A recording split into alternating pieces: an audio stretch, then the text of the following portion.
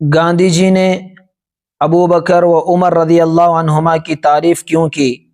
اور یہ قرآن کیوں پڑھا کرتے تھے، اور گاندھی جی نے اسلام کی تعریف کیوں کی،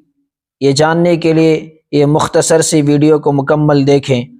1860 میں 2 اکتوبر گاندھی جی کی پیدائش گجرات میں ہوئی، اور اس کے بعد وہی پیدا ہوئے، پلے بڑے۔ اس کے بعد 13 سال کی عمر میں انہوں نے شادی کی، تو اس سے پتہ چلتا ہے کہ اس دور میں کم عمر میں شادیاں کرتے تھے، کوئی بری بات نہیں جو آج خاص اسلام پر مسلمانوں پر کہتے ہیں۔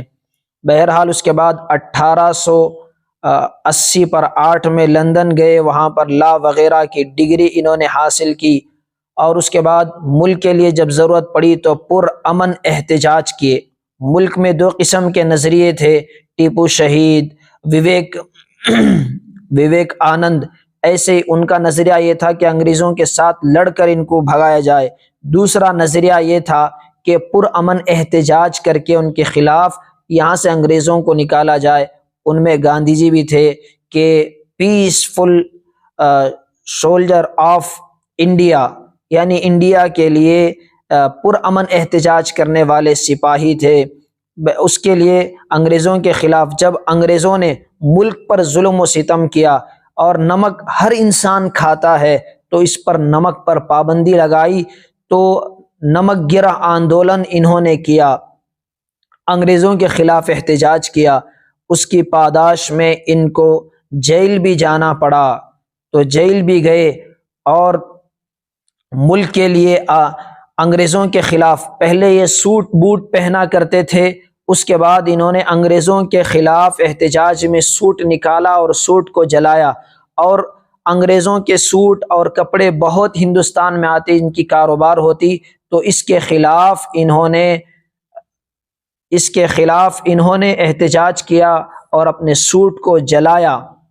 اور ان کے کپڑوں کی تجارت کا بائیکاٹ کیا انگریزوں کے کپڑوں کے خلاف۔ اور اس کے بعد عام طور پر ہندوستانی لباس کسانوں کا تھا، دھوتی اور لنگوٹ،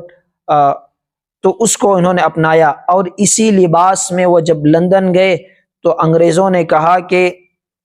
آپ کو اس ڈریس میں آپ بہترین لباس پہنیں، تو انہوں نے کہا کہ I am a Indian, i varying Indian dress, میں ہندوستانی ہوں، ہندوستانی لباس میں پہنتا ہوں، اس سے لباس سے کچھ نہیں ہوتا۔ اس لیے کہ سادگی میں حضرت عمر اور ابو بکر رضی اللہ عنہ کی سیرت پڑھا کرتے تھے، قرآن پڑھا کرتے تھے، اور اس کے سلسلے میں کہتے کہ میں سیکولرزم کو، ایک تائیت کو قرآن سے میں نے سیکھا ہے۔ قرآن ان کے ٹیبل پر رکھا ہوا ہوتا تھا، اور اس کو یہ پڑھا کرتے تھے، اس لیے کہ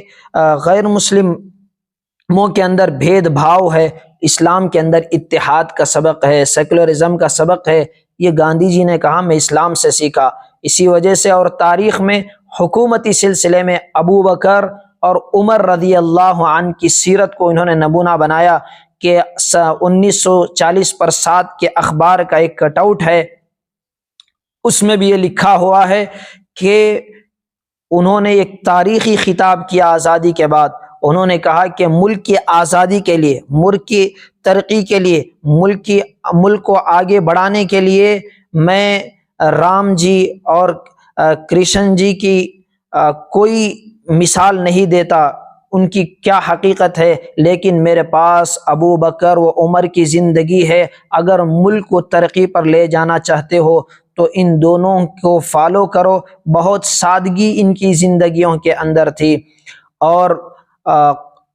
گاندھی جی کے 3 بندر، ان کی بھی ایک بڑی نصیحت ہے کہ 3 بندر ہیں کہ ایک کانوں پر ہاتھ رکھا ہوا، ایک آنکھوں پر، ایک زبان پر، یعنی سبق یہ دیتے تھے